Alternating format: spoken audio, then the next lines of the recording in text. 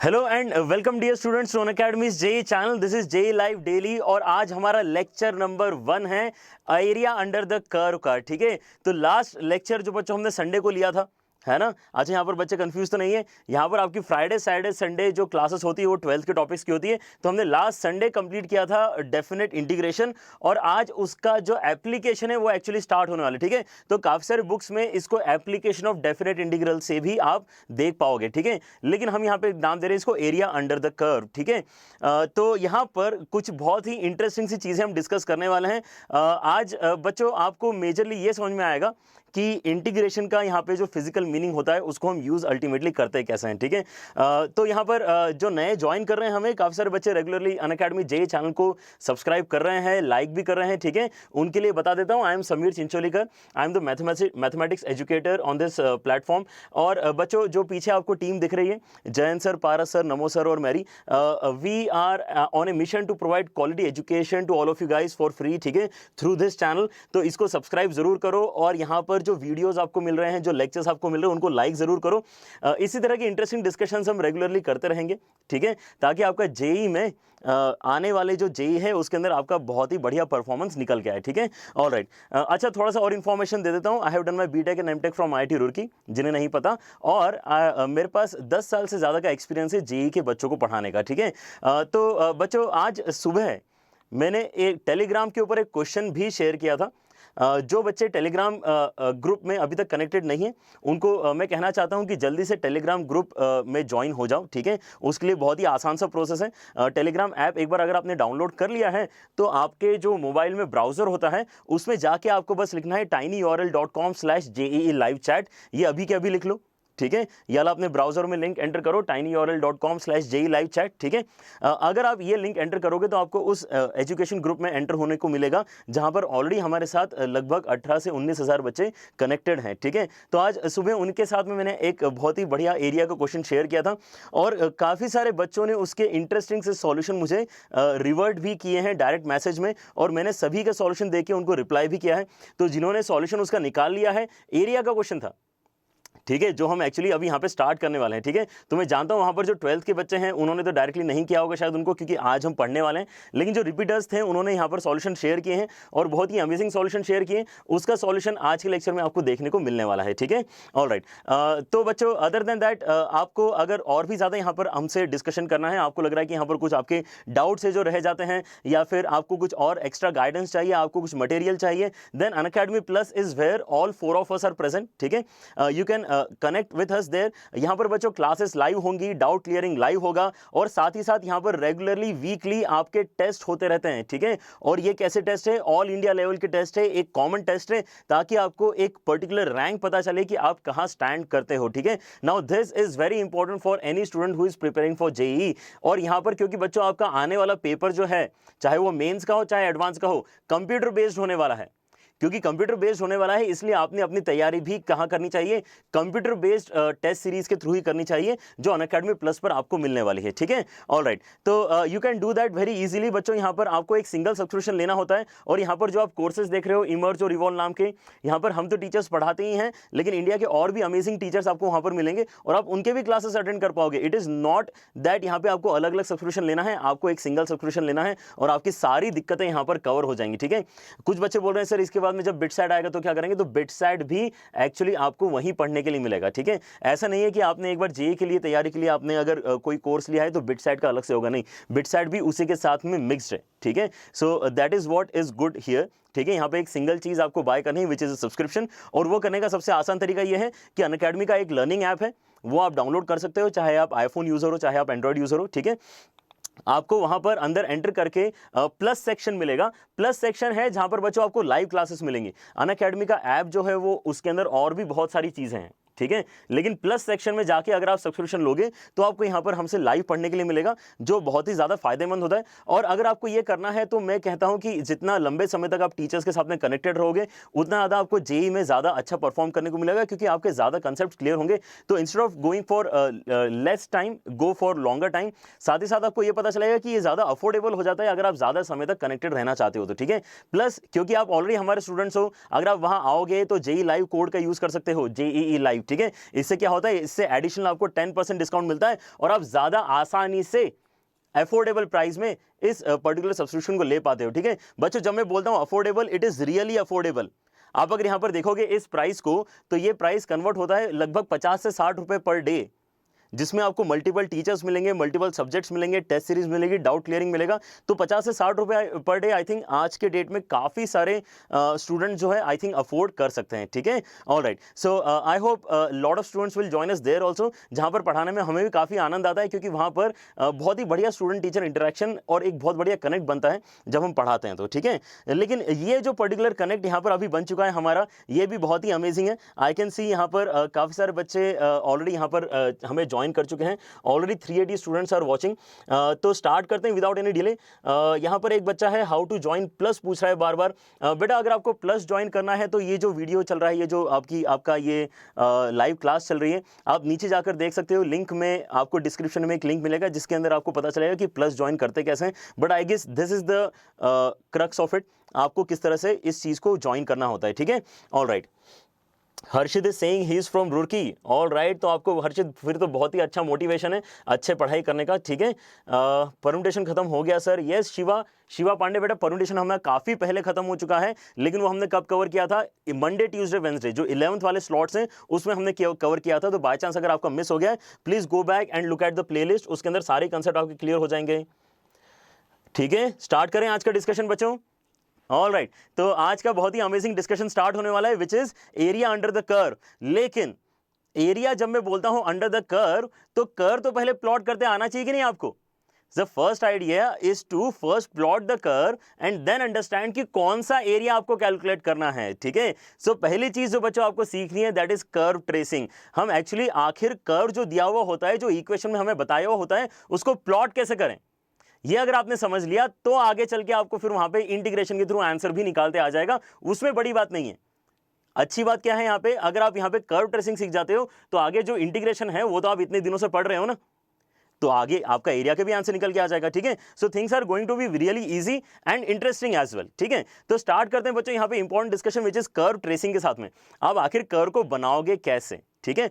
तो बहुत ही इंपॉर्टेंट यहाँ पे जो हम यहाँ पे पॉइंट्स लिखने वाले हैं बच्चों, आप अगर नोट डाउन भी कर लोगे तो भी चलेगा, छोटे छोटे पॉइंट्स हैं, ठीक है। इनको याद रखना, आज के जो लेक्चर में क्वेश्चंस आएंगे उनमें कहीं ना कहीं यूज करने को आपको इन पॉइंट्स को मिलेगा, ठीक है। सबसे पहला पॉइंट ये है कि आप यहाँ पे सिमेट्री ऑब्जर्व करोगे। क्या ऑब्जर्व करोगे? सिमेट्री। अगर आपके पास में कोई ऐसा कर्व है जो सिमेट्रिक हो सकता है, तो हम यूजुअली कोशिश ये करते हैं कि अच्छा ठीक है, फिर हम केवल एक्स एक्सिस के ऊपर वाला ड्रॉ कर लेते हैं, एक्स एक्सिस के नीचे तो वैसा ही रहेगा। इस तरह का डिस्कशन हम करने वाले हैं, ठीक है। This is called symmetry. X axis के ऊपर जैसा हो रहा है, एक्स एक्सिस के नीचे भी वैसे ही होने वाला है। अब ये पता कैसे चलेगा? आपको इक्वेशन देख के कैसे पता चलेगा कि आपका कर्व जो है वो सिमेट्रिक किसके अबाउट है, ठीक है। इसलिए ये सारे पॉइंट्स नोट डाउन करना बहुत ही इंपॉर्टेंट है। देखते जाओ एक एक करके। जैसे आपके पास में बच्चों ये इक्वेशन है y square is equal to 4ax। इसके अंदर आप क्या ऑब्जर्व करते हो कि इसके अंदर जो y के पावर है वो कैसी है? y की पावर यहाँ पर इवन है ना। इवन वर्ड इंपॉर्टेंट है यहाँ पे। किसकी पावर इवन है? y की पावर इवन है। क्योंकि y की पावर इवन है, इसलिए इस तरह के जो कर्व्स बनेंगे वो हमेशा x एक्सिस के अबाउट सिमेट्रिक होंगे। बात सुनने में समझने में बहुत आसान है, लेकिन जब यूज करोगे क्वेश्चंस में तो आपको मजा आएगा कि हाँ यार, ऐसा यूज करने से हमारे कर्व कितने आसानी से बन गए और हमारा आंसर कितने आसानी से निकल के आ गया, ठीक है। So these things we will remember. Alright, तो यहां पर ध्यान दो, कंफ्यूज होने की बात नहीं है। अगर y की पावर इवन है तो x के अबाउट सिमेट्रिक है, उल्टा है। y के अबाउट अगर इवन पावर है तो फिर x के अबाउट सिमेट्रिक है, ठीक है। और मैंने स्पेसिफिकली ये एग्जांपल इसलिए लिया है क्योंकि काफी सारे बच्चे जो यहां पर क्लास अटेंड कर रहे हैं 12th वाले, उन्होंने कोनिक सेक्शन पढ़ा हुआ है। y square is equal to 4x आपको ऑलरेडी पता है, ठीक है, कि it is symmetric about x axis, ठीक है। ये हमारा पहला पॉइंट याद हो गया। दूसरा पॉइंट जो बच्चों आपको कर्व ट्रेसिंग में हेल्प करेगा दैट इज कि आपकी सिमेट्री y एक्सिस के अबाउट कब आती है? y एक्सिस के अबाउट आपकी सिमेट्री कब आएगी? जब आपके पास में x के पावर कैसे होंगे? इवन होंगे। फिर से उल्टा हो जाएगा। अगर यहां पे x के पावर इवन होंगे देन इन दैट केस आपकी जो सिमेट्री आएगी कर्व की वो y एक्सिस के अबाउट आएगी, ठीक है। जैसे आपका एग्जांपल यहां पे दिख रहा है आपको, x square is equal to 4ay। x square is equal to 4ay को आप प्लॉट करते हो तो आपको पता है कि किस तरह से बनता है, ठीक है। इसमें कुछ नई बात नहीं कर रहे हैं हम। कोनिक सेक्शन बच्चों को एटलीस्ट इतना बेसिक तो पता होगा। हालांकि मैं जानता हूं काफी सारे बच्चे कोनिक सेक्शन से डरते हैं, लेकिन उसको भी कवर करेंगे, उसको भी विद टाइम कवर करेंगे यहाँ पर, है ना। लेकिन एटलीस्ट इतना तो एटलीस्ट 12 के बच्चा जानता ही है, ठीक है। ऑलराइट, तो यहाँ पर दो बातें हमने इंपॉर्टेंट सीखी। लेकिन यहाँ पे सोचो, अगर अब मैं आपको ये बोलूं कि नहीं सर आपके पास ऐसी इक्वेशन है जिसके अंदर x की पावर भी इवन है और y की पावर भी इवन है, अगर x और y दोनों की पावर इवन हो जाएगी तो आपको क्या लगता है 0.1 एंड 0.2 दोनों एक साथ लगने चाहिए कि नहीं लगने चाहिए? बिल्कुल लगने चाहिए। And that is what is our 0.3। अगर यहां पर आपके पास में कोई एक ऐसी इक्वेशन है जिस इक्वेशन में x और y दोनों की पावर इवन है, समझ रहे हो बात को? अगर यहां पर आपके x और y दोनों की पावर इवन हो जाएगी देन इन दैट केस आपका जो कर्व बनेगा वो x एक्सिस y एक्सिस दोनों के अबाउट सिमेट्रिक होगा, जैसे कि आपको सर्कल की इक्वेशन पता है x square plus y square is equal to a square. काफी सारे बच्चे यहां पे इलिप्स भी सोच रहे होंगे, इलिप्स का भी इक्वेशन कैसा है x square upon a square plus y square upon b square equal to 1, वो भी कैसा होता है x एक्सिस के अबाउट भी सिमेट्रिक होता है और y एक्सिस के अबाउट भी सिमेट्रिक होता है।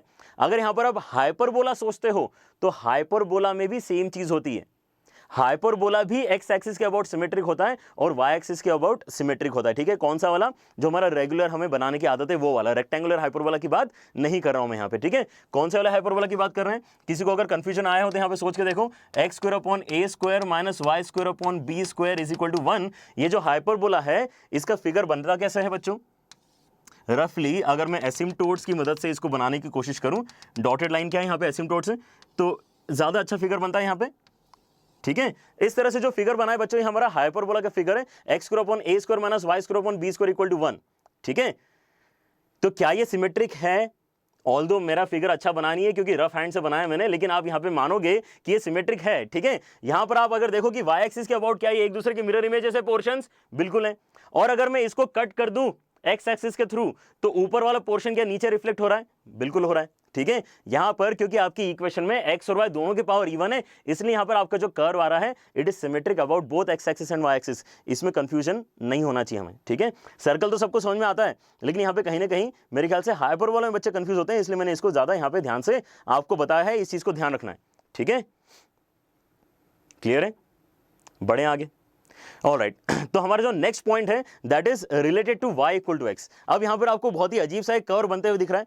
अब बच्चों आपको इस तरह के कर्व जो हैं प्लस सर्कल है, ये सारे कर्व जो हैं ये फंक्शंस में कैटेगराइज नहीं होते हैं। ठीक है, फंक्शन का टेस्ट क्या है? Vertical line test. अगर आप वर्टिकल लाइन एक ड्रॉ करते हो और अगर वो कर्व को मल्टीपल पॉइंट्स पे कट कर जाएगा तो फिर वो जो इक्वेशन है वो फंक्शन की इक्वेशन नहीं है। कोई बात नहीं यहां पर, लेकिन हम ये तो नहीं बोल रहे हैं कि एरिया बाउंडेड बाय फंक्शन होना चाहिए, एरिया बाउंडेड बाय कर्व है ये। ठीक है, तो कर्व तो किसी भी रिलेशन का बन सकता है। Now there is a relation between x and y which you are seeing here. ये रिलेशन काफी कम बच्चों ने देखा होगा। ठीक है, रिपीटर्स में हो सकता है किसी बच्चे ने देखा हो ये वाला रिलेशन। ठीक है, लेकिन बाकी बच्चे इस रिलेशन को ध्यान से देखो। इस रिलेशन में आप क्या ऑब्जर्व करते हो? इस रिलेशन में आप ये ऑब्जर्व करोगे कि आप यहां पर अगर एक्स और वाई को इंटरचेंज कर दो, अगर आप यहां पर एक्स और वाई को इंटरचेंज कर दो तो इक्वेशन में कोई चेंज नहीं होगा, है ना। अगर मैं x की जगह y और y की जगह x लिख देता हूं यहां पर तो मेरे पास कितना हो जाएगा? ऐसे कुछ हो जाएगा, x की जगह y की जगह x। क्या ये दोनों इक्वेशन एक जैसी इक्वेशन है? ये दोनों इक्वेशन बिल्कुल सेम है, इनमें कुछ भी फर्क नहीं पड़ा। इसीलिए आपको क्या ध्यान रखना है, जब भी आप ऐसा कुछ ऑब्जर्व करोगे आपका जो प्लॉट बनेगा that will be symmetric about y equal to x। It will be symmetric about y equal to x। ऐसी छोटी छोटी बातें बच्चों अगर आप याद रखोगे तो आपके मुश्किल मुश्किल क्वेश्चन भी जल्दी प्लॉट होकर सॉल्व हो जाएंगे। ठीक है, ऑलराइट, 4 चीजें बच्चों हमने यहां पे पढ़ ली है। आगे बढ़े। जब भी आपके पास में ऐसा कर्व होगा जिसके अंदर x और y की पोजीशन इंटरचेंज करने से इक्वेशन चेंज नहीं हो रही, उसका जो प्लॉट आएगा वो y axis y equal to x के अबाउट सिमेट्रिक होगा। ठीक है, ऑलराइट, गुड। अच्छा, यहाँ पे यशवी सिंह एक बच्चा है जो बोल रहा है he is on plus also. बहुत ही बढ़िया बात है बेटा, यहाँ पे देख के हमें बहुत ही अच्छा लगता है कि आप दोनों ही प्लेटफॉर्म्स को अच्छे से यूज कर पा रहे हो। ठीक है, बाकी बच्चे भी ऐसा ही कुछ यहाँ पे सोचेंगे शायद करने का। ठीक है, अच्छा हितांश, ऑलराइट, हितांश मेरा शायद पुराना स्टूडेंट है। ही इज सेइंग कि he is still watching my lectures on YouTube. बहुत ही बढ़िया बात है बेटा, सुन के बहुत अच्छा लगा। चलो आगे बढ़ते हैं। तो नेक्स्ट जो यहां पर बच्चों हम डिस्कस करना चाह रहे हैं that is symmetry in opposite quadrants. ठीक है, नेक्स्ट पॉइंट है हमारा ऐसा कुछ कि आपके पास में अगर इक्वेशन इस तरह से है कि आप अगर x के प्लेस में -x और y के प्लेस में -y डालो, क्या क्या करना है? x के प्लेस में -x एंड y के प्लेस में -y। अगर आप इस तरह से चेंज करते हो तो आपकी इक्वेशन फिर से वही बन जाती है, मतलब इक्वेशन में कोई चेंज नहीं हुआ। क्लियर है? तो उस केस में आप क्या बोलते हो कि आपका जो कर्व बनेगा वो अपोजिट क्वाड्रेंट्स में कैसा रहेगा? सिमेट्रिक रहेगा। अब अपोजिट क्वाड्रेंट्स में सिमेट्रिक वाला एक सबसे बढ़िया एग्जांपल जो हमें ऑलरेडी पता है वो कौन सा है? रेक्टेंगुलर हाइपरबोला, ठीक है, कोनिक सेक्शन, रेक्टेंगुलर हाइपरबोला बिल्कुल एंड में पढ़ते हैं, ठीक है। X y is equal to c square, x y is equal to c square जो प्लॉट आता है, आई थिंक ये तो काफी सारे बच्चे इसलिए भी जानते होंगे क्योंकि वो PV is equal to constant वगैरह केमिस्ट्री फिजिक्स के टीचर्स भी बहुत बार इसको डिस्कस करते हैं, ठीक है। तो रेक्टेंगुलर हाइपरबोला आप वैसे भी पढ़ चुके होते हैं, ठीक है। तो ऑल्दो वहां पे नेगेटिव वाला सीन नहीं बनता है क्योंकि प्रेशर और वो नेगेटिव नहीं हो सकता वॉल्यूम, ठीक है। तो उस केस में केवल फर्स्ट क्वाड्रेंट वाला फिगर बनता है, लेकिन हमें पता है रेक्टेंगुलर हाइपरबोला एक्चुअली फर्स्ट और थर्ड दोनों क्वाड्रेंट में बनता है। लेकिन यहां पर जो सिमेट्री वाली बात मैं समझाना चाह रहा हूं उसके लिए सेकंड एग्जांपल भी बहुत इंपॉर्टेंट है, x y is equal to minus c square. X y is equal to minus c square का बच्चों अगर आप यहां पे ग्राफ इमेजिन करोगे तो आपको यहां पर पता चलना चाहिए कि यहां पर एक्स और वाई के साइन कैसे होना चाहिए, अपोजिट होना चाहिए। अगर आपका एक्स नेगेटिव है तो y पॉजिटिव होना चाहिए, अगर x पॉजिटिव है तो y नेगेटिव होना चाहिए, ठीक है। तो x y is equal to minus c square जो यहां पे रेक्टेंगुलर हाइपरबोला बनेगा वो एक्चुअली कहां बनेगा, सेकंड और फोर्थ क्वाड्रेंट में बनेगा, ठीक है। लेकिन यहां पर भी सेम बात मैं नोटिस करवाना चाह रहा हूं, अगर यहां पे आप x के प्लेस में माइनस एक्स और y के प्लेस में माइनस वाई करोगे तो इक्वेशन में कोई चेंज नहीं होने वाला, इसलिए कैसा रहेगा, अपोजिट क्वाड्रेंट्स में सिमेट्रिक रहेगा। ये वाली बात समझ में आ रही, अपोजिट क्वाड्रेंट्स में सिमेट्रिक रहेगा। बच्चों मैं बार बार बोल रहा हूं आपको यहां पर कि छोटी छोटी बातें हैं, इनको नोट डाउन करते जाओ, ठीक है। ये हम जब क्वेश्चंस में यूज करेंगे तो आपको ज्यादा क्लैरिटी आएगी। आशुतोष यहां पर बोल रहा है कि उसको समझ में नहीं आया और बहुत सारे दिल भी बना रहा है वो साथ में तो आई एम कंफ्यूज कि यहां पे आप क्या बोलना चाह रहे हो, ठीक है। लेकिन आशुतोष मैं आपको बोलना चाह रहा हूं कि क्या आपको ये सारे कर्व्स पहले से पता है कि नहीं पता है। आई गेस इसके अंदर बस एक ही कर्व है जो हमने यहाँ पे नया देखा है, लेकिन इसके पहले हमने जितने भी कर्व्स देखे बच्चों आपको ये तो पता ही है, ठीक है, कि y square is equal to 4x में आपको अगर बनाने के लिए बोलता था आप ऐसे ही बनाते। फिर मैं आपसे पूछता कि क्या ये सिमेट्रिक है एक्स एक्सिस के अबाउट, तो आप बोलते हैं हाँ। फिर मैं आपसे अगर बोलता कि ये बनाओ x square is equal to 4ay, तो आप ऐसा ही बनाते। फिर मैं पूछता वाई एक्सिस के अबाउट सिमेट्रिक है, तो आप बोलते हैं हाँ, ठीक है। बस इसी चीज को हम जो है सीधे तरीके से पढ़ने की कोशिश कर रहे हैं जैसे हमने एरिया में पढ़ना चाहिए, दैट इज इट, ठीक है। उल्टा पढ़ने के प्लेस में हम इसको सीधा पढ़ रहे हैं, ठीक है। सीधा क्या है मैं आपको एक्चुअली एक एक पॉइंट वाइज बताना चाह रहा हूं कि आपको यहाँ पे कर्व प्लॉट करने में कैसे कैसे हेल्प मिल सकती है, ठीक है। ऑलराइट, बड़े आगे कहां तक आ गए थे हम, सिमेट्री देखते देखते हम अपोजिट क्वाड्रेंट वाली सिमेट्री तक आ गए थे। तो आगे सिमेट्री में इतने पॉइंट्स हमारे लिए इंपॉर्टेंट है, लेकिन कर्व प्लॉटिंग के लिए हो सकता है कि आपको क्वेश्चंस काफी अच्छे मिले और आपको कुछ 2-3 एक्स्ट्रा चीजें यहां पे यूज करनी पड़े। लेकिन अच्छी बात यह है कि हम यहां तक बढ़ चुका है, सिलेबस हमारा इतना आगे आ चुका है कि हम ये सब कवर कर चुके हैं, ठीक है। एक बहुत ही इंपॉर्टेंट टॉपिक ग्राफिकल ट्रांसफॉर्मेशंस बच्चों हमने डिस्कस कर लिया है। अगर किसी ने मिस आउट किया है तो उसने देख लेना चाहिए, केवल 2 ही लेक्चर्स मैंने लिए हैं और शायद एक क्विज भी लिया है उसके ऊपर। तो आपको बहुत ही जल्दी ये समझ में आ जाएगा कि जो ग्राफिकल ट्रांसफॉर्मेशंस होते हैं वो करते कैसे हैं। यहां पर हम जब क्वेश्चंस करेंगे तो आपको क्लैरिटी आएगी कि ग्राफिकल ट्रांसफॉर्मेशंस करके आपको जरूरत पड़ती है, यहां पे काफी इंपॉर्टेंट है, ठीक है। तो please go back and watch those 2 lectures of graphical transformations also जो मैंने यहां पर इस पर्टिकुलर चैनल पे ऑलरेडी दिए हुए हैं, ठीक है। 12th की प्लेलिस्ट में आपको मिलेंगे। तो यहां पर हमें क्या पता है कि अगर मुझे कोई रैंडम सा ग्राफ आता है बनाने के लिए जिसके पहले से मेरे पास कोई इंफॉर्मेशन नहीं है, लेकिन मुझे दिख रहा है कि मैं कुछ स्टेप वाइज चेंजेस कर सकता हूं मेरे किसी स्टैंडर्ड ग्राफ में। अगर मैं स्टैंडर्ड ग्राफ में कोई बेसिक से चेंजेस कर सकता हूं और फाइनल रिजल्ट तक पहुंच सकता हूं, ठीक है, तो उसको क्या बोलते हैं, ग्राफिकल ट्रांसफॉर्मेशंस। और ऐसे बच्चों हमने नहीं तो कम से कम 10, 13, 14, 15 अलग अलग ग्राफिकल ट्रांसफॉर्मेशंस पढ़े हैं, ठीक है। वो कोई सा भी यहां पे यूज हो सकता है, ठीक है। आपको ग्राफिकल ट्रांसफॉर्मेशंस पता होना चाहिए अगर यहां पे कर्व ट्रेसिंग आपको अच्छे से लानी है तो, ठीक है। नेक्स्ट जो आपको पता होना चाहिए that is application of derivatives. अब ये तो कोई नहीं बोल सकता कि उसने ये नहीं किया है, ठीक है। ग्राफिकल ट्रांसफॉर्मेशन हो सकता है किसी का मिस आउट हो गया हो, लेकिन एप्लीकेशन ऑफ डेरिवेटिव सारे बच्चों ने पढ़ा हुआ होता है बिफोर इंटीग्रेशन, ठीक है। तो यहां पर बच्चों हम एप्लीकेशन ऑफ डेरिवेटिव्स में क्या क्या स्टडी करते हैं, इंक्रीजिंग डिक्रीजिंग नेचर, कहां पे चीजें इंक्रीज हो रही हैं, कहां पे चीजें डिक्रीज हो रही हैं, है ना, ये हमें कैलकुलेट करते आता है। तो अगर कभी मुझे जरूरत पड़ता है, मुझे कर्व के बारे में कुछ भी नहीं पता, मुझे इक्वेशन देख के समझ में नहीं आ रहा है कि यहाँ पे हो क्या रहा है, तो मैं एटलीस्ट डिफरेंशिएट करके ये तो पता कर सकता हूं कि इंक्रीज हो रहा है कि डिक्रीज हो रहा है। फिर मैंने एक और चीज आपको पढ़ाई है एप्लीकेशन ऑफ डेरिवेटिव्स में, विच इज मैक्सिमा मिनिमा। हम एटलीस्ट ये तो देख सकते हैं कि ये कर्व मैक्स टू मैक्स कहां जा रहा है, फिर मिनिमा मिनिमा कहां जा रहा है, ठीक है। तो अगर आपको कुछ बेसिक आइडिया लग जाएगा उस कर्व के बारे में तो आप उसका काफी बेटर प्लॉट बना पाओगे कि नहीं बना पाओगे। आपको और डिटेल में जाना है तो हमने क्या पढ़ा हुआ है, कॉनकेविटी भी पढ़ी हुई है कि कोई कर्व अगर इंक्रीज कर रहा है, चलो आपको पता चल गया, लेकिन अब वो इंक्रीज कॉन्वेक्स नेचर में कर रहा है या इंक्रीज कॉनकेव नेचर में कर रहा है, ये भी हमें पता करते आता है। तो हम अब बहुत अच्छा ग्राफ बच्चों एक्चुअली बना सकते हैं। हम जितना डिटेल में चाहते हैं उतने डिटेल में डिस्कशन करके ग्राफ बना सकते हैं, किसका यूज करके, concepts of application of derivatives. लेकिन हम हमेशा रफ फिगर बनाने के ऊपर ज्यादा कंसंट्रेट करेंगे। अगर बाय चांस मुझे लगता है कि इंक्रीज हो रहा है और अगर मुझे क्लैरिटी नहीं है कि ये कॉन्केविटी क्या है, आई माइट स्किप इट। अगर मेरा आंसर निकालने में इससे अगर फर्क नहीं पड़ रहा कि कॉन्केविटी कॉन्वेक्स है या कॉन्केव है, then I might skip that step और मैं बोलूंगा कि रफली आप इसको बना लो और एरिया के कैलकुलेशन पे प्रोसीड करो। ठीक है, तो आपने अगर ये सारे पॉइंट्स याद रखे हैं, सिमेट्री के साथ साथ ग्राफिकल ट्रांसफॉर्मेशन और एप्लीकेशन ऑफ डेरिवेटिव्स अगर आपने ऑलरेडी अच्छे से किया हुआ है, तो आपको आगे आने वाले किसी भी क्वेश्चन में एटलीस्ट ग्राफ प्लॉटिंग में दिक्कत नहीं आनी चाहिए। ठीक है, एक बार ग्राफ प्लॉटिंग आपने अच्छे से कर ली है तो आपको एरिया में भी दिक्कत नहीं आएगी, क्योंकि हमने अभी अभी डेफिनेट इंटीग्रेशन कंप्लीट किया है। ठीक है, so let us start with the basic idea.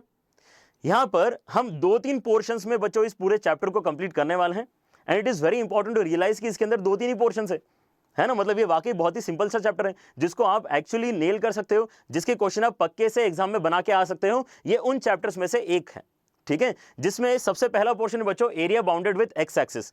X axis के साथ में कोई भी कर्व कितना एरिया बाउंड करेगा ये हमें फाइंड करके बताना होता है बहुत सारे क्वेश्चंस में। ठीक है, एक्स एक्सिस के साथ में, स्पेसिफिकली एक्स एक्सिस के साथ में। ठीक है, तो कैसे करेंगे उस चीज को देखते हैं। अब ये जो पर्टिकुलर पोर्शन है इसके अंदर भी हमें 1-2 चीजें अलग से ध्यान रखनी पड़ती हैं।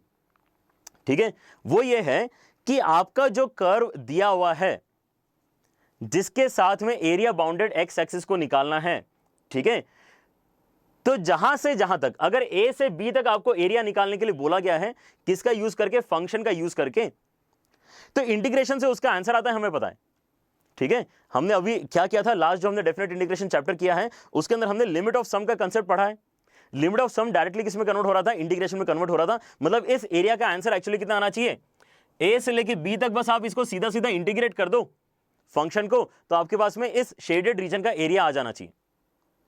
लेकिन ये ऐसा सही आंसर इसलिए दे रहा है, ये सही आंसर इसलिए दे रहा है क्योंकि आपका इस पर्टिकुलर केस में, केस नंबर 1 है ये। ठीक है, केस नंबर 1 में आपका फंक्शन बहुत अच्छा है। आपका जो फंक्शन है वो कैसा है, स्पेसिफिकली हमेशा पॉजिटिव है। अगर आपका फंक्शन हमेशा पॉजिटिव है ए से लेके बी में, और आप ए से लेके बी में ही एरिया फाइंड करना चाहते हो, तो कोई दिक्कत नहीं है। डेफिनेट इंटीग्रेशन करके जो आंसर आता है वही आपका एरिया का आंसर होता है। सो डेफिनेट इंटीग्रेशन का answer is actually equal to area का आंसर। तो जो बच्चे यहां पे बोलते हैं कि ये दोनों सेम है, वो यहां तक तो बिल्कुल सही बोलते हैं। ठीक है, तो यहां पे हमने कुछ नया नहीं सीखा। डेफिनेट इंटीग्रेशन के आंसर से एरिया आता है, ये हमें पहले भी पता था। लेकिन अब अगर मैं यहां पे आपको केस 2 बताऊं, तो हमने यहां पे थोड़ा सा ध्यान देना अब स्टार्ट करना चाहिए। केस 2 में हम बोल रहे हैं कि आपके पास जो फंक्शन है वो थोड़ा सा गड़बड़ है। ए से लेके बी में आप इसका एरिया निकालना चाहते हो, लेकिन आपने उसको प्लॉट किया, आपने उस कर्व को प्लॉट किया और आपको पता चला कि ए से लेके बी में ये कर्व तो नेगेटिव है। ये कर्व कैसा है, ए से लेके बी में नेगेटिव है। तो अभी भी डेफिनेट इंटीग्रेशन तो हम करेंगे, लेकिन डेफिनेट इंटीग्रेशन की आदत आपको पता होना चाहिए। डेफिनेट इंटीग्रेशन की आदत यह है कि अगर वो ऐसे कर्व का इंटीग्रेशन कर रहा होता है जो एक्स एक्सिस के नीचे है, तो आंसर जो निकाल के देता है डेफिनेट इंटीग्रेशन, वो एक नेगेटिव आंसर निकाल के देता है। लेकिन हमारा तो एरिया का आंसर चाहिए हमें। अब एरिया का आंसर नेगेटिव तो हो नहीं सकता। नेगेटिव एरिया क्या होता है, नेगेटिव एरिया कुछ नहीं होता।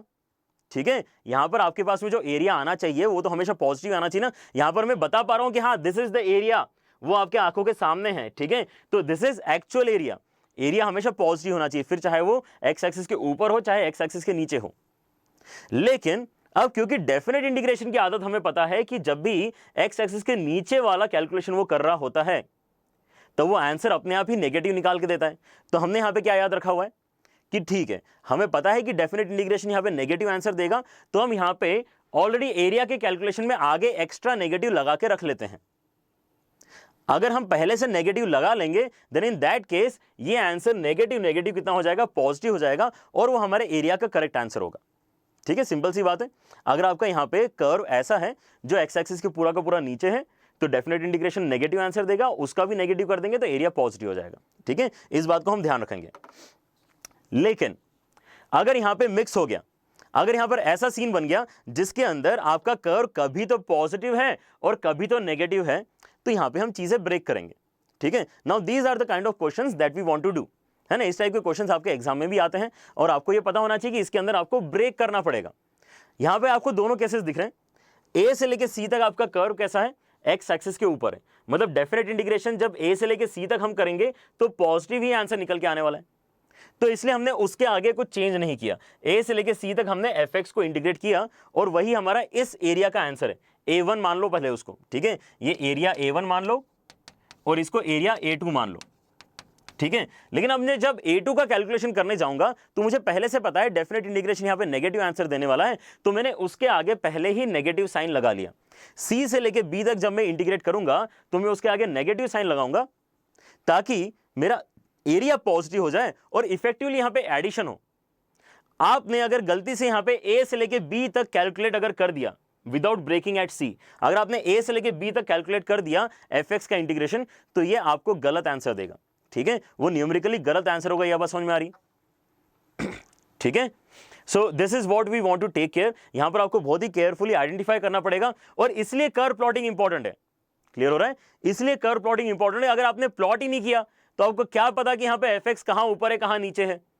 अगर आपने प्लॉट ही नहीं किया तो आपको कैसे पता चलेगा कि आपको लिमिट ऑफ इंटीग्रेशन क्या रखनी है, ठीक है। सो इसीलिए curve tracing is very important, that is where we start with our question, ठीक है, solution, that is where we start with our solution, ठीक है। तो एक एक करके अभी क्वेश्चन देखना स्टार्ट करते हैं। मैं उम्मीद कर रहा हूं कि यहाँ पे सारे बच्चे जो हैं वो पेन और पेपर लेके बैठे हैं। अगर बच्चों आपको आंसर निकालते आ रहा है, जल्दी से आप आंसर निकालो और मुझे लाइव चैट में बताते जाओ कि कितना आंसर आने वाला है, ठीक है। Alright, so this is your first question of the day, is the easiest question of the day. जल्दी से इसको सॉल्व करो और आंसर निकालने की कोशिश करो। हम भी यहाँ पर स्टार्ट करते हैं उन बच्चों के लिए जिन्होंने अभी तक एरिया पढ़ा नहीं है, फर्स्ट टाइम वो यहाँ पे एरिया को क्वेश्चन करना चाह रहे हैं, ठीक है। बाकी बच्चे अपने आप से करना स्टार्ट करो और मुझे लाइव चैट में आंसर बताओ, ठीक है। बिल्कुल, शिवम बोल रहे हैं यहाँ पे मॉड लगा लो सर, तो मॉड ही तो लगाया है वो। मैंने यहाँ पे मॉड का लैंग्वेज यूज नहीं किया है क्योंकि काफी सारे बच्चों को मॉड अच्छा नहीं लगता, ठीक है। लेकिन एक्चुअली मॉड लगा के आप शिवम करोगे क्या, मॉड लगा के आप उसको ओपन करोगे, फिर आपको पता चलेगा कि उसके अंदर जो क्वांटिटी हो नेगेटिव है, तो आप उसके आगे एक्स्ट्रा नेगेटिव लगा के उसको नलीफाई कर लोगे, ठीक है। मॉड एक्चुअली यही काम करता है जो यहाँ पे मैंने आपके सामने यहाँ पे बोल के बताया है। Is this clear? Ayush Sen Gupta is saying कि graphical transformation quiz is not included in the playlist. ठीक है, मैं एक बार चेक कर लूंगा, इट शुड बी देयर, है ना, क्योंकि हमने एक बहुत ही बढ़िया वाला क्विज किया था ग्राफिकल ट्रांसफॉर्मेशन का, काफी सारे बच्चों ने एक्चुअली उसको अटेंड भी किया था, ठीक है। आपका अगर मिस हो गया तो एक बार उसको अच्छे से ढूंढ के कर लेना, मैं अदरवाइज ऐड करवाता हूं पहले तो, ठीक है। Alright, find the area of the region bounded by the curve y square is equal to 9x, x equal to 1 and x equal to 4 and the x axis in the first quadrant. बहुत सारी चीजें यहां पर उसने बोली हुई है, लेकिन स्टार्ट कहां से करेंगे हम? Focus y square is equal to 9x पे फोकस रखेंगे हम, ठीक है। y square equal to 9x कैसे बनेगा? यहां पर सिमेट्री कैसी है? सिमेट्री x एक्सिस के अबाउट है, ठीक है। y square is equal to 9x हमें बनाते आता है, हमने बड़ी आसानी से y square equal to 9x बना दिया। अब मैं देख रहा हूं कि x इक्वल टू 1 से लेके मुझे कहां तक जाना है? x इक्वल टू 4 तक जाना है। x इक्वल टू 1 पे कुछ तो हाइट जारी होगी, x इक्वल टू 4 पे कुछ तो हाइट जारी होगी, और 1 से लेके 4 में मुझे x एक्सिस के साथ में अगर एरिया निकालना है, so let us shade the area here. आपको ये सिंपल सा एरिया कैलकुलेट करके बताना है, ठीक है। तो यहां पर आपका जो लॉजिक है वो क्या बोलता है? आप कुछ मत करो, आप यहां पे जो फंक्शन है उसको इंटीग्रेट कर लो, ठीक है। फंक्शन कैसा होता है लेकिन बच्चों? हमेशा y is equal to f x होता है। फंक्शन कैसा होता है? y is equal to f x, जबकि यहाँ पे y स्क्वायर इक्वल टू लिखा हुआ है, तो पहले मुझे यहाँ पे चेंज कर लेना चाहिए, ठीक है। यहाँ पर अगर मैं y इक्वल टू लिखने जाऊंगा तो मेरे पास कितना आ जाएगा? Plus minus 3 under root x. क्या करेंगे यहाँ पे? जब मैं अंडर रूट लूंगा तो मेरे पास कितना आएगा? y is equal to plus minus दोनों आएगा, 3 अंडर रूट एक्स।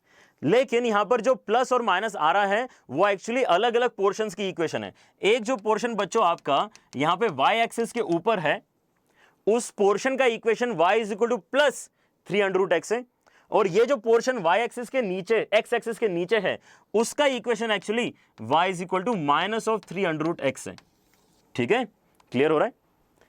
आपका y कहां पर पॉजिटिव है, आपका y कहां पर नेगेटिव है, इतना भी अगर आपने देखा तो आपको इसका आंसर निकालते आएगा। 14 आंसर बच्चे इसका बता रहे हैं, बहुत बढ़िया, लेकिन एक बच्चा 28 बता रहा है। प्रणव बेटा एक बार जल्दी से आंसर चेक करो, और शुभम का भी कुछ गड़बड़ हुआ है, शुभम 28/3 आप बता रहे हो आंसर, ठीक है। 14 वाले बच्चे लेकिन यहाँ पे बिल्कुल सही है, ठीक है। मैं यहाँ पे जल्दी से इसको सॉल्व करता हूं ताकि हम आगे बढ़ के नेक्स्ट क्वेश्चन पे आ पाए, ठीक है। देखो यहाँ पर क्या होगा बच्चों, आपको सीधे सीधे इस फंक्शन को इंटीग्रेट करना है 3 अंडर रूट एक्स को। कहां से लेके कहां तक करना है? लेकिन जहां उसने बोला है वहां से लेके वहां तक करना है, 1 से लेके 4 तक आपको इसको इंटीग्रेट करना है, और मुझे बहुत ही कॉन्फिडेंस है कि इससे मेरा एरिया ही आएगा, ठीक है, क्योंकि इस रीजन में मेरा जो कर्व है वो पूरा का पूरा पॉजिटिव है, क्लियर है? अब आप इस कर्व को देख के टेंशन मत लेना, ठीक है? ये नेगेटिव पोर्शन आ रहा है, लेकिन इसका इक्वेशन दूसरा है। इसका equation y is equal to minus 3√x है। मैं किसकी कर्व की बात कर रहा हूं? 3√x की बात कर रहा हूं, जो ऊपर है, ठीक है? इसको अगर मैं इंटीग्रेट करता हूं तो कितना होता है? ये 3 तो अलग रह जाएगा, x की पावर 3/2 अपॉन 3/2 होगा। यहां पे क्या होगा? 3 भी कैंसिल हो जाएगा। लिमिट क्या लग रही है? 1 से लेके 4 तक लगेगी, तो आपका यहां पर हो जाएगा 2 इंटू 4 की पावर 3/2 कितना होता है? 4 की पावर 3/2 मतलब पहले आप रूट ले लो, तो 2 हो जाएगा, 2 का क्यूब 8 हो जाएगा, और 8 माइनस 1 मतलब 7 हो जाएगा। तो यहां पे आंसर 14 बिल्कुल सही है, ठीक है? PNC का last lecture is also not in the playlist, ठीक है Arup? I will get it checked, I will get it checked, ठीक है? Sir can I join test series only on plus? Harsh, I don't think that should be done. Suman बेटा, आपको अगर ये समझने में दिक्कत आ रही तो जल्दी से इसको समझ लो, क्योंकि ये आज के सबसे बेसिक क्वेश्चन था, ठीक है? इसके बाद हम इसके ऊपर ही जाने वाले हैं, ठीक है? जल्दी से देखो यहां पर क्या बोल रहा है वो, y square is equal to 9x, y square is equal to 9x सबसे पहले हमने बनाया। ये पैराबोला आपको बनाते आता है, आपने कोनिक सेक्शन पढ़ा हुआ है, ठीक है? अगर ये y square is equal to 9x आपने बना दिया है, तो 1 से लेके 4 के बीच में आपको जाना है, उसमें क्वेश्चन में दिया हुआ है, और x एक्सिस के साथ में आपको फर्स्ट क्वाड्रेंट में कितना एरिया बाउंड हो रहा है वो निकालना है। तो पहले हमने रीजन को शेड कर लिया, मेरा फोकस बन गया यहाँ पे कि ग्रीन वाला जो रीजन शेडेड है उसकी वैल्यू मुझे निकाल के बतानी है। अब यहाँ पर मैं आपको ये बोल रहा हूँ कि आप जब भी इंटीग्रेट करते हो तो क्या इंटीग्रेट करते हो? आप fx को इंटीग्रेट करते हो। fx क्या होता है? y इक्वल टू fx होता है। तो y इक्वल टू fx पहले मुझे आपको बना के दिखाना पड़ेगा कि नहीं दिखाना पड़ेगा, ठीक है? यहाँ पर क्योंकि y square equal to 9x है, that we can not integrate. हमें क्या करना है? y इक्वल टू समथिंग बनाना है, तो मैंने दोनों साइड अंडर रूट ले लिया। लेकिन जैसे मैंने अंडर रूट लिया, यहाँ पर क्या वैल्यू आती है? एक तो 3√x आता है, एक तो माइनस 3√x आता है। तो मैंने पता किया कि मुझे जिससे काम है, मुझे ऊपर वाले पोर्शन से काम है, उसका इक्वेशन क्या होना चाहिए? प्लस वाला इक्वेशन होना चाहिए। तो ये जो प्लस वाली 3√x वाली इक्वेशन है उसको हमने डायरेक्टली इंटीग्रेट कर दिया, और वो जो आपको यहाँ पे फाइनाइट वैल्यू निकल के आ रही है वही आपका क्या है? डेफिनेट इंटीग्रेशन का भी आंसर है और एरिया का भी आंसर है। क्यों? क्योंकि यहाँ पे आपका कर्व बहुत अच्छा है, यहाँ पर आपका कर्व पूरा का पूरा एक्स एक्सिस के ऊपर है। Is this clear? आगे बढ़े आगे। और चलो एक और क्वेश्चन करते हैं, बहुत ध्यान से करना बच्चों, यहाँ पे जिसको आता है वो भी, जिसको नहीं आ रहा है, जिसको ने पहली बार देखा है उसने भी यहाँ पे बहुत ध्यान से इस क्वेश्चन को करना चाहिए। फाइंड द एरिया, इसका भी आंसर बहुत बढ़िया आएगा, आप मुझे यहाँ पे चैट में बता सकते हो। Consider this as the numerical pattern question, ठीक है? मेंस में भी आपको आजकल इस टाइप के क्वेश्चंस अब आ सकते हैं जिसके अंदर ऑप्शंस नहीं है, आपको यहां पे खुद से कैलकुलेट करना है और आंसर निकाल के बताना है, ठीक है? Find the area between the curve y is equal to x square minus 3x plus 2 and x axis from x equal to 0 से लेके x इक्वल टू 2 तक। तो y is equal to x square minus 3x plus 2 क्या बच्चों आप plot कर सकते हो? y is equal to x square minus 3x plus 2, ये तो बहुत ही बेसिक हो गया। इसके पहले तब भी मैं कोनिक सेक्शन का नाम ले रहा था कि आपको आता है, ये तो क्वाड्रेटिक है। ये क्या बनेगा? क्वाड्रेटिक पैराबोला बनेगा, अपवर्ड फेसिंग पैराबोला बनेगा। इसको ड्रॉ करना बच्चों आपको 11th क्लास के पहले दिन से आता है, ठीक है? कैसे करोगे आप इसको? y is equal to, factorize कर लो इसको, तो हो जाएगा x minus 2 into x minus 1। ये फैक्टराइजेशन आपको क्या इंडिकेट कर रहा है? कि इसके रूट्स क्या होना चाहिए? 1 और 2 इसके रूट्स होना चाहिए, ठीक है? मतलब आपका पैराबोला कट कहां करेगा एक्स एक्सिस को, आपको समझ में आ गया। और क्या पता चल गया आपको यहाँ पे कि अगर आप x इक्वल टू 0 डालते हो तो y का वैल्यू 2 आता है। ये क्या वैल्यू है? x इक्वल टू 0 डाल के y इक्वल टू 2, ये वो पॉइंट है जहां पे पैराबोला y एक्सिस को कट करेगा, ठीक है? अगर आप इस तरह के पैराबोला में 2-3 इंपॉर्टेंट पॉइंट्स पता कर लेते हो तो आपको वहां पे कैलकुलेशन में भी बड़ी आसानी हो जाती है, ठीक है? कर्व प्लॉट करने में भी आपको बड़ी आसानी हो जाएगी। बच्चों यहां पर कुछ गड़बड़ आंसर आ रहा है आपका, जल्दी से यहां पे चेक करो, late me know the correct answer.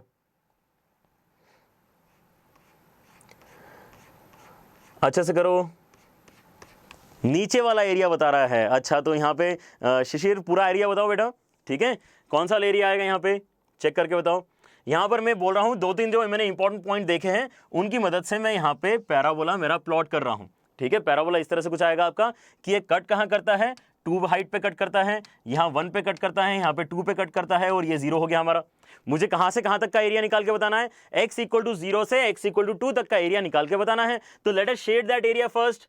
तो मेरा जो शेड करूंगा मैं एरिया, 0 से लेके मुझे जाना है 2 तक, 0 से लेके 2 तक, किसके साथ में? x एक्सिस के साथ में। इसलिए आपको ये वाला पोर्शन भी इंक्लूड करना है, इसको छोड़ना नहीं है।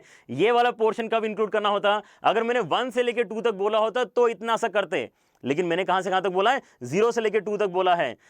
जाहिद खान यहाँ पे मेरे ख्याल से बराबर आंसर बता रहा है। सुमन सुमन बेटा समझने की कोशिश करो। सुमन बोल रही है यहाँ पे, सुमन बोल रही है, सुमन बोल रहा है क्वेश्चन तो रॉन्ग नहीं हो सकता ना बेटा, क्वेश्चन रॉन्ग कैसे हो सकता है, कुछ भी मतलब क्वेश्चन रॉन्ग क्यों होगा। यहाँ पे ध्यान से देखो सॉल्यूशन इसका, है ना। बाकी बच्चे आंसर निकाल पा रहे हैं, सुमन आप भी कोशिश करो बेटा, है ना। जितना कोशिश करोगे उतना ज़्यादा आप इस चीज़ को सीरियसली लेके सही आंसर निकाल पाओगे। एग्जाम में ऐसे क्वेश्चन आपको करना है, ठीक है। सो मेक श्योर कि आप यहाँ पर चीज़ें अच्छे से समझो।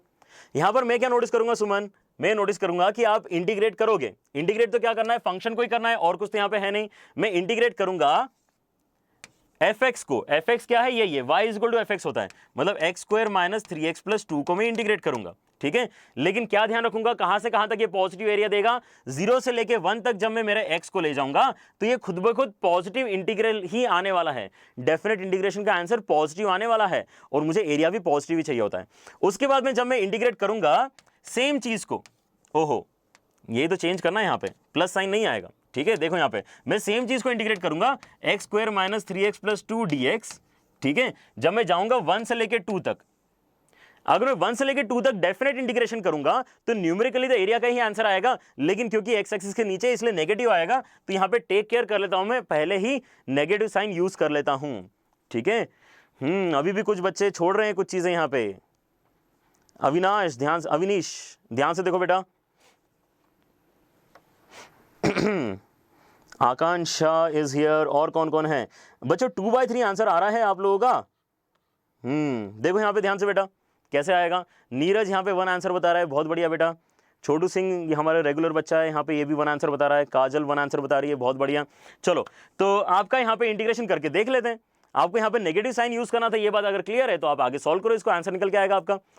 एक्स एक्सिस के साथ में बच्चों आपको यहाँ पे एरिया निकालना था, तो यहाँ पर इंटीग्रेशन तो बच्चों दोनों का सेम ही आएगा ना, क्योंकि ये सेम ही फंक्शन है, बस लिमिट ऑफ इंटीग्रेशन यहाँ पे चेंज हो रहा है। तो एक्स स्क्वायर का इंटीग्रेशन कितना हो जाएगा, x cube upon 3 minus 3x square upon 2, और लास्ट में हो जाएगा 2x। इसके अंदर लिमिट पहले आप डालो 0 से लेके 1 तक, फिर माइनस कर लेना same value x cube upon 3 minus 3x square upon 2 and plus 2x, जब लिमिट जाएगी 1 से लेके 2 तक, ठीक है। ऑलराइट, एक एक करके डालते हैं वैल्यू इसके अंदर, आपका आंसर आपके सामने आ जाएगा। बच्चे जो यहाँ पे 1 आंसर बता रहे हैं आई गेस वो सही है। 1 डालो इसके अंदर तो हो जाएगा आपके उसमें 1/3 माइनस 3/2 प्लस 2, और 0 डालेंगे तो 0 हो जाएगा। तो upper limit minus lower limit में तो कुछ भी नहीं आया, ठीक है। माइनस, अब यहाँ पर देखो क्या होगा, पहले 2 डालेगा, अगर 2 डालेगा तो हो जाएगा 8/3 माइनस, यहाँ पे 4 बनेगा, नीचे वाले से कैंसिल हो गया 6 बनेगा, यहाँ 2 डालेगा तो ये 4 बनेगा। ये हो गया आपका अपर लिमिट डल गया, माइनस लोअर लिमिट भी डालना है अभी, तो 1 डालोगे अगर इसके अंदर, तो कितना बनेगा 1/3 माइनस 3/2 प्लस 2। ये वैल्यू आपकी एग्जैक्टली इसके बराबर आनी चाहिए, क्योंकि यहां सेम एक्सप्रेशन में 1 डाला था अपर लिमिट में, यहां पे सेम एक्सप्रेशन में लोअर लिमिट में 1 डाला है। क्लियर है, इसको अच्छे से कैलकुलेट करो। अब अगर आपको कोई एडवाइस चाहिए एरिया के लिए, तो सबसे पहली एडवाइस तो ये है कि यहाँ पे आपको कैलकुलेशंस करनी पड़ती हैं, तो कैलकुलेशंस एंड तक करने की आदत डालो, ठीक है। अगर आप यहाँ पे कैलकुलेशंस अच्छे से करोगे तो आपका आंसर 1 पक्के से निकल के आएगा। इतना सही तो काम करना बचाया भी, है ना। ये तो क्या है, 5वीं क्लास में सीखा है हमने, इस तरह के फ्रैक्शंस को कैसे ऐड सब्ट्रैक्ट करते हैं। जल्दी से करो, जल्दी से करो, और यहाँ पर बताओ कितना आंसर आएगा। ओहो मयंक 110/11 आई थिंक 11/11 आना चाहिए, 1 आंसर आना चाहिए इसका, 60/60 ठीक है। चलो तो मेरे ख्याल से बच्चों के आंसर आ गए हैं, वो मस्ती कर रहे हैं यहाँ पे, तो हम आगे बढ़ सकते हैं। इसका आंसर बच्चों आप कैलकुलेट करो, इसका आंसर 1 निकल के आना चाहिए। बढ़े आगे, पैटर्न समझ में आ गया क्वेश्चन का, ठीक है। अब ये बिल्कुल ही बेसिक पैटर्न था बच्चों, ठीक है। This was actually the basic pattern which you can expect either in boards और in men's, not in advance, ठीक है। एडवांस में इस टाइप के सिंपल क्वेश्चंस आपको नहीं आने वाले, एडवांस में आपको कुछ ना कुछ एडिशनल एफर्ट लगाने होंगे, ठीक है। लेकिन कोई बात नहीं, स्टार्टिंग को हम एडवांस क्वेश्चन से नहीं कर सकते, समझने के लिए हमें बेसिक क्वेश्चन करना जरूरी होते हैं। आपको अगर ऐसा लगता है कि आपको प्रैक्टिस करते समय दिक्कत आ रही, तो आपने भी यही काम करना चाहिए जो पढ़ाते समय टीचर्स करते हैं, ठीक है। पहले आपने सिंपल क्वेश्चन से स्टार्ट करना चाहिए ताकि आपको थोड़ा कॉन्फिडेंस आए, फिर आगे बढ़ना चाहिए डिफिकल्ट क्वेश्चन के ऊपर। बढ़े आगे, ठीक है। नेक्स्ट क्वेश्चन बच्चों आपका ये है, which is very important for doing the question that I shared on Telegram, ठीक है। टेलीग्राम के ऊपर मैंने मॉर्निंग में एक क्वेश्चन शेयर किया था, उसका अगर आंसर मैंने आपको बोला था विदाउट इंटीग्रेशन इसका आंसर निकाल के बताऊं। अगर आपको विदाउट इंटीग्रेशन आंसर निकालना है उस क्वेश्चन का, तो आपको ये क्वेश्चन पता होना चाहिए। इनफैक्ट ये क्वेश्चन नहीं है, ये थ्योरी है, लेकिन यहाँ पे हम इसको एक्चुअली सॉल्व कर सकते हैं। Find the area of the ellipse x square upon a square plus y square upon b square equal to 1। X square upon a square plus y square upon b square equal to 1 ellipse later से आपके सामने इस तरह से बना हुआ है। तो यहाँ पर मैंने इस तरह से बनाया, तो मैंने मान लिया कि यहाँ पर ए का वैल्यू कैसा है, बड़ा है बी से। ऑलराइट, अब क्वेश्चन में अलग से नहीं भी दिया हुआ तो भी चलेगा, हम तो यहाँ पे कोई सा भी फिगर लेके स्टार्ट कर सकते थे। ऑलराइट, ए लेस देन बी लेके स्टार्ट करते तो भी आपका आंसर तो सेम ही आता। तो यहाँ पर हम क्या बोलेंगे कि अगर आपको यहाँ पे एंटायर इलिप्स का एरिया निकालना है तो अभी तक जो हमने यहाँ पे कंसेप्ट सीखा है उसको यूज करके कैसे यहाँ पे आंसर आएगा, पाई ए बी इसका आंसर आएगा। कुछ बच्चों को बहुत अच्छे से यहाँ पे याद है, काजल, हितेश, नॉलेज पीडिया, और कौन है, मनीष कुमार, बहुत बढ़िया बच्चों, हिना, छोटू, प्रमोद, है ना, पार्थ। ऑलराइट, बहुत बढ़िया। तो यहाँ पर बच्चों को ऑलरेडी आंसर याद है, इसको मैं थ्योरी ही मान के चल रहा हूं, लेकिन एक बार आपको सॉल्व करके दिखाना चाहता हूं कि हम एक्चुअली इसका आंसर इंटीग्रेशन से निकाल सकते हैं। ठीक है, that is the only reason I am taking 2 minutes of your time, ताकि मैं इसका आंसर आपको यहां पे दिखा पाऊं कि इंटीग्रेशन कितने अच्छे से इसका आंसर निकाल के बताएगा। तो सबसे पहली बात, मुझे पता है कि ये इक्वेशन एक्स स्क्वायर और वाई स्क्वायर वाली है। इसका मतलब क्या है, यहां पर मेरे पास एक्स और वाई दोनों के इवन पावर है, मतलब ये एक्स एक्सिस और वाई एक्सिस दोनों के अबाउट सिमेट्रिक है।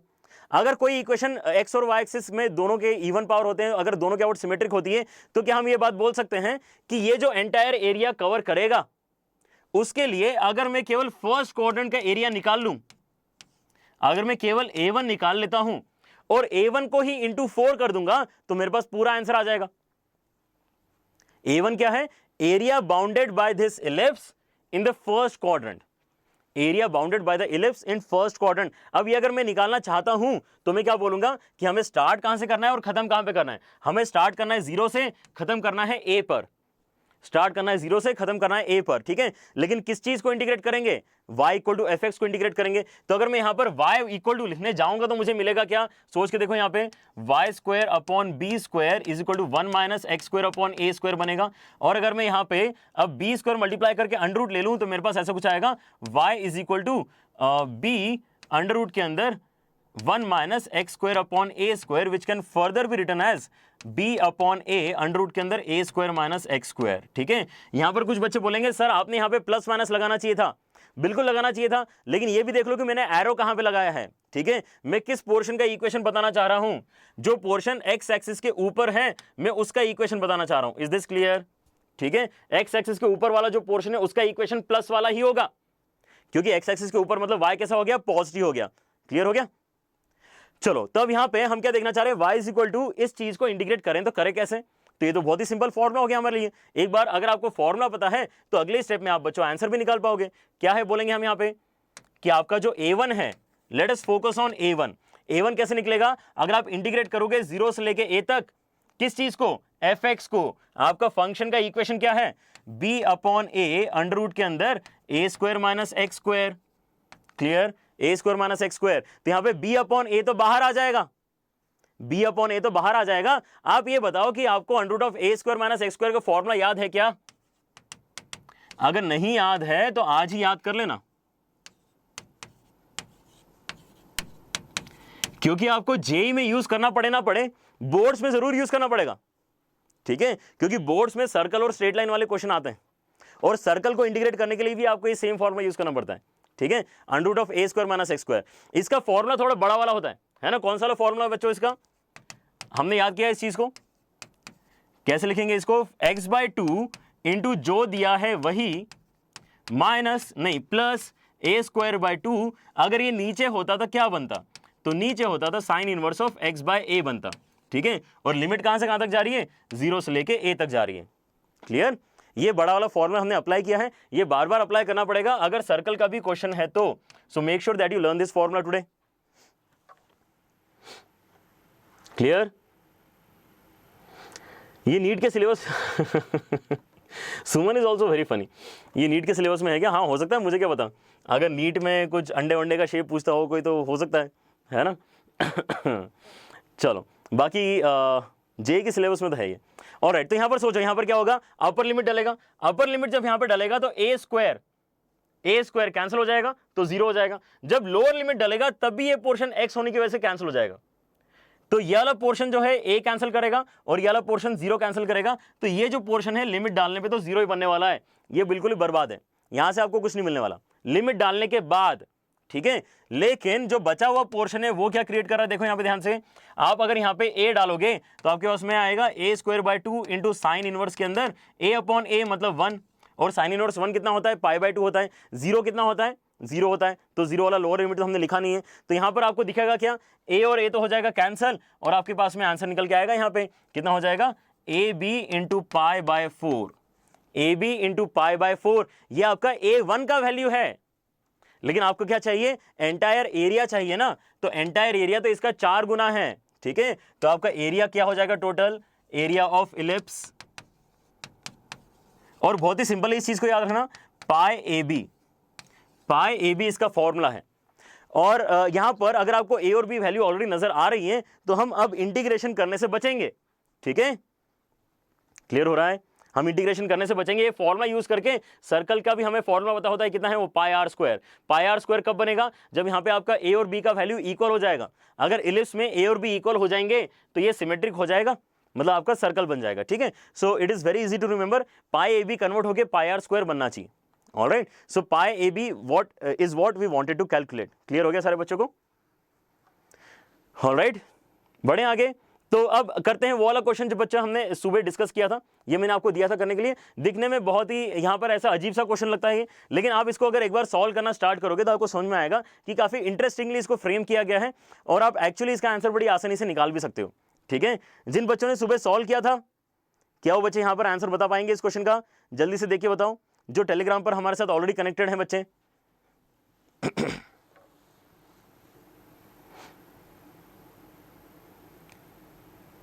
ऑल राइट,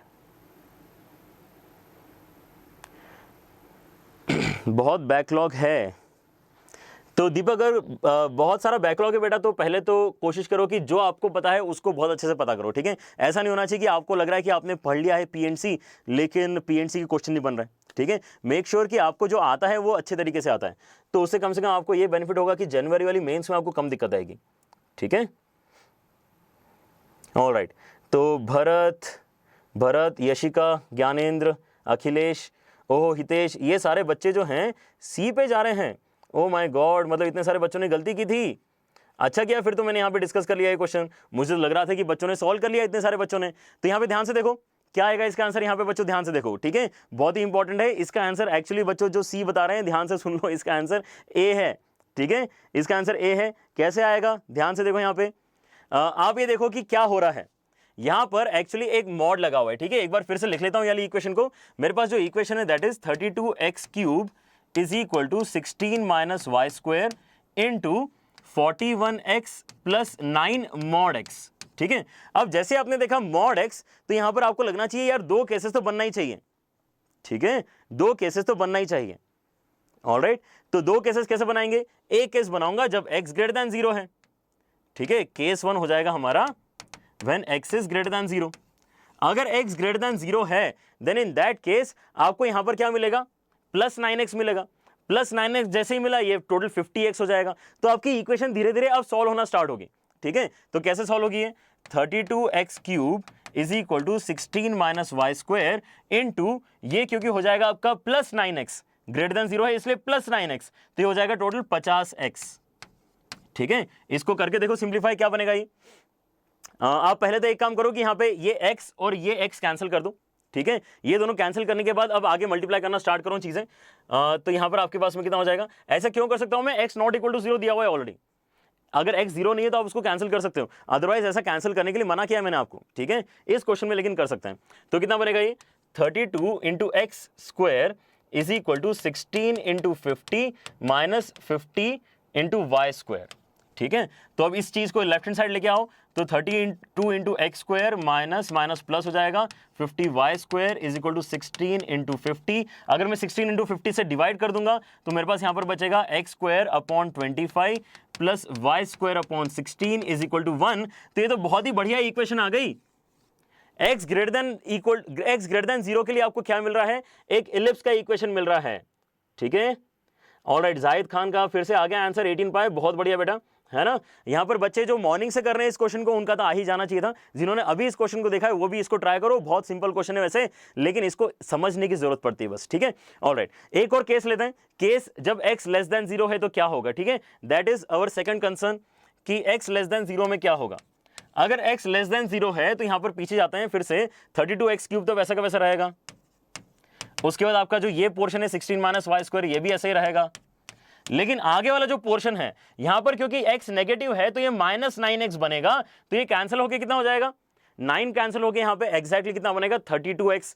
32 बहुत बढ़िया चीज बन रही है, कितना बनेगा 32x, ठीक है। 32 कर दो कैंसिल, x कर दो कैंसिल, तो ये हो गया x² is equal to 16 minus y square, मतलब हो गया x² plus y square is equal to 16।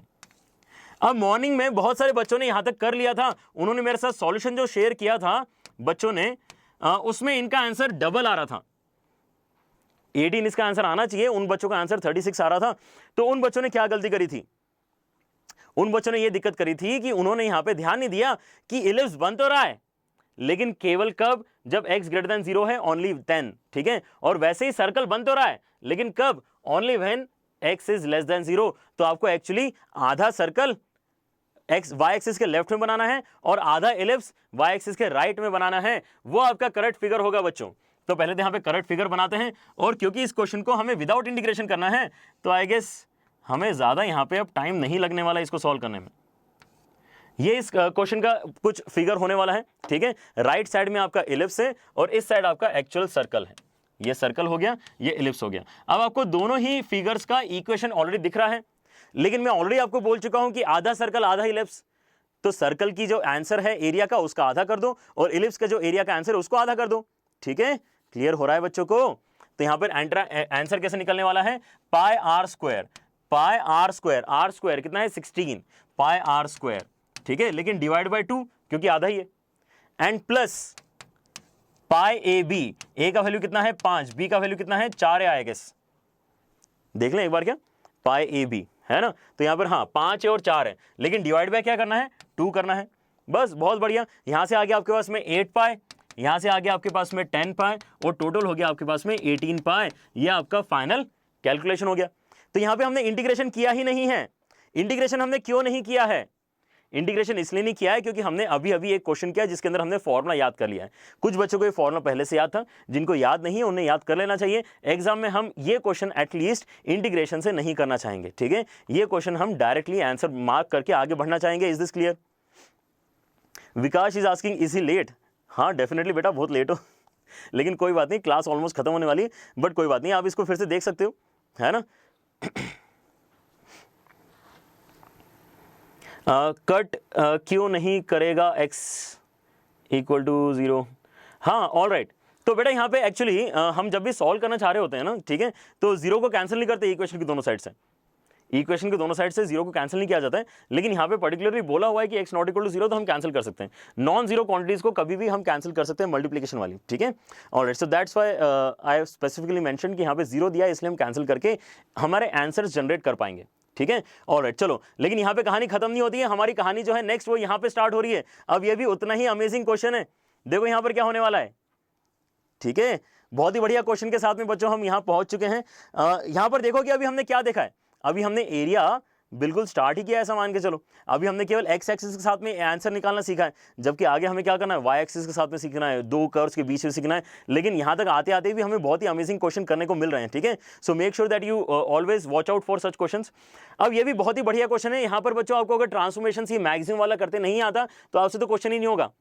So make sure that you read all the graphical transformations, ठीक है। हो सकता है कि कुछ डिस्कशन मैंने डिफरेंशिएबिलिटी में किया हो, लेकिन मेजरली मैंने ग्राफिकल ट्रांसफॉर्मेशंस कहाँ किए डिस्कस, अलग से आपको एक चैप्टर के थ्रू किए, ठीक है। तो यहाँ पर हम क्या बोलना चाह रहे हैं, यहाँ पर आपके पास में एक fx फंक्शन इस तरीके से बनेगा कि तीन चीजों में से जो भी बड़ा होगा उसको लेंगे। क्या है यहाँ पे, तीन अलग अलग चीजें, x square, 1 minus x square and 2x into 1 minus x. Clear है? क्लियर? तो इन तीनों का ग्राफ पहले तो आपको बनाना पड़ेगा, है ना। ये करते कैसे हैं उस चीज को समझो यहाँ पे ध्यान से।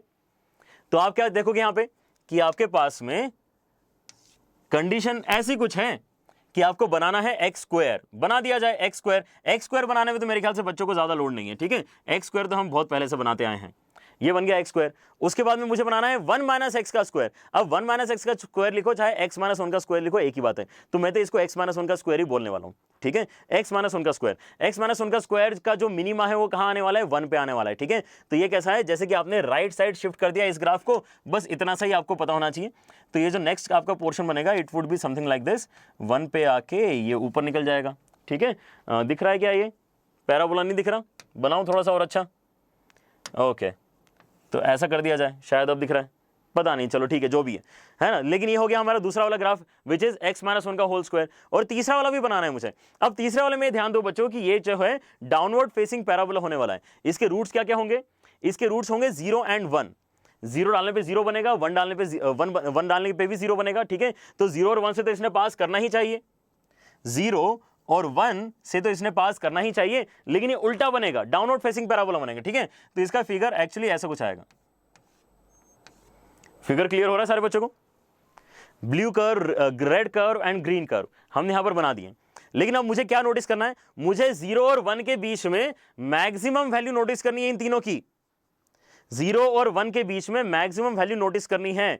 तो मैक्सिमम वैल्यू 0 और 1 के बीच में नोटिस करना स्टार्ट करते हैं। ये रहा 0, ये रहा 1, तो 1 भी यहां पे कुछ तो भी तो मैक्सिमम वैल्यू देगा आपको। अब मैं इसको शेड कर लेता हूं किसी बढ़िया से कलर से, कलर ऐसा करते हैं, ये वाला सिलेक्ट कर लेते हैं। चलो, तो यहां पर आपको बताना है बच्चों, ग्रीन, ब्लू और रेड में सबसे ऊपर क्या है, मैक्सिमम मतलब क्या होता है, सबसे ऊपर y की वैल्यू किसकी ज्यादा है। तो यहां से अगर मैं स्टार्ट करूं 0 से, तो रेड वाला सबसे ऊपर है, ठीक है, रेड वाला सबसे ऊपर है, तो उसको हमने सिलेक्ट कर लिया। फिर उसके बाद यहाँ पे इंटरसेक्ट हो रही चीजें, तो यहाँ पे थोड़ा ध्यान रखेंगे। उसके बाद अब देखो यहाँ पे कौन सबसे ऊपर है, तो ग्रीन सबसे ऊपर है, तो ग्रीन सबसे ऊपर, यहाँ पे इसको सिलेक्ट कर लिया। और जैसे ही मैं इस इंटरसेक्शन पॉइंट को क्रॉस करूंगा तो कौन सबसे ऊपर निकल जाएगा, ब्लू सबसे ऊपर निकल जाएगा। Is this clear? तो यहाँ पे जो इतना सा ग्राफ बना है हमें उसका डिस्कशन करना है। क्लियर? यहाँ पे जो मैंने अभी लास्ट में शेड किया है वो हमारा fx का ग्राफ है, कहां से लेके कहां तक, 0 से लेके 1 तक, ठीक है। तो ये जो आपको अगर यहां पे दिक्कत आ रही है सिमेट्री देखने में, तो मेरे पास थोड़ा सा और बेटर फिगर है इसका, लेट अस डिस्कस दैट। यहां पर आपके पास में बिल्कुल सिमिलर से ग्राफ बनाए बच्चों मैंने, ठीक है। रेड, ब्लू और ग्रीन हमने ऑलरेडी यहां पे सिलेक्ट कर लिए चीजों को, तो मैं यहां पे फिर से आपको सिलेक्ट करके दिखाता हूं। जो मैक्सिमम है उसको मैं सिलेक्ट कर रहा हूं ब्लैक कलर से। तो आपके पास में ऐसा कुछ तो फिगर बन रहा है, कहां से कहां तक, 0 से लेके 1 तक। अब 0 से लेके 1 तक अगर मैं यहां पे एरिया बाउंडेड निकालना चाहता हूं तो मुझे एक्चुअली क्या निकालना है, फिर से मैं इसको शेड करके दिखाता हूं आपको। एक्चुअली ये वाला एरिया निकालना है, ठीक है। अब ये जो अजीब सा एरिया बन रहा है, क्या आप यहां पे डिकोड कर पा रहे हो कि यहां पे इसको सॉल्व कैसे करेंगे? Are you able to decode इसमें करेंगे क्या? यहां पर हम एक्चुअली ये इंटरसेक्शन पॉइंट निकालेंगे। This intersection point is important, क्योंकि ये जो इंटरसेक्शन पॉइंट है x1, 0 से लेके x1 में मुझे ये ब्लू वाले कर्व को इंटीग्रेट करना है। ब्लू वाला कर्व कौन सा है, x माइनस 1 का स्क्वायर। उसके बाद x1 से लेके x2, ये इंटरसेक्शन पॉइंट भी इंपॉर्टेंट है। x1 से लेके x2 में मुझे किसको इंटीग्रेट करना है, ये डाउनवर्ड फेसिंग पैराबोला को इंटीग्रेट करना है, which is what, 2x into 1 minus x. Alright, और वैसे ही जो लास्ट वाला है वो कौन सा है, x2 से लेके 1, x2 से लेके 1 में मुझे किसको इंटीग्रेट करना है, x स्क्वायर को इंटीग्रेट करना है। So it is very important to actually find point of intersection. लेकिन क्या इंटरसेक्शन पॉइंट निकालना मुश्किल है क्या? ध्यान से देख के बताओ, यहाँ पे ग्रीन और ब्लू का इंटरसेक्शन पॉइंट, यहाँ पे जल्दी से देख के बताओ कितना हो जाएगा। ये जो है x माइनस 1 का स्क्वायर है, ये 1 माइनस एक्स है। अगर मैं दोनों साइड से x माइनस 1 कैंसिल कर दूंगा तो यहाँ पर कितना बचेगा, माइनस 2x बचेगा। तो ये हो जाएगा x minus 1 is equal to minus 2x। तो यहां से अगर आप देखते हो तो 3x इज इक्वल टू 1 और x इक्वल टू 1/3। यहां पर 1/3 इंटरसेक्शन पॉइंट आ रहा है पहला वाला, ठीक है। और वैसे आप सिमेट्रिकली अगर देखने जाओगे 0 और 1 के बीच में दोनों पॉइंट सिमेट्रिक है, तो ये वाला पॉइंट वैसे तो आने वाला है 2/3। लेकिन आप अलग से कैलकुलेशन करने की मेहनत करना चाहते हो, कर लो। क्या करना है आपको, इन दोनों को सॉल्व करना है। इन दोनों को सॉल्व करोगे, x कैंसिल करो, x कैंसिल करके आपको यहाँ पे शायद आंसर दिखाई दे रहा होगा 2/3, ठीक है। तो हमारा यहाँ पे जो पर्टिकुलर आइडिया है वो क्लियर हो गया एटलीस्ट, कि हमें इंटीग्रेट करना किस चीज को है और कहां से कहां तक करना है, ठीक है, ताकि मुझे यहां पे ब्लैक कलर वाला रीजन फाइंड करते आ जाए। सो let us right the equation now. मेरा जो एरिया निकल के आने वाला है वो कहां से लेके कहां तक होगा, 0 से लेके 1/3 तक मुझे इंटीग्रेट करना होगा। क्या मुझे इंटीग्रेट करना है, ये वाला कर्व, वो तो हमने लिख के रखा है ऑलरेडी। 0 से लेके x1 में क्या करना है, x माइनस 1 का होल स्क्वायर मुझे इंटीग्रेट करना है, ठीक है। ये जो बीच वाला है उसका इक्वेशन में एक बार फिर से कंफर्म कर लेता हूं।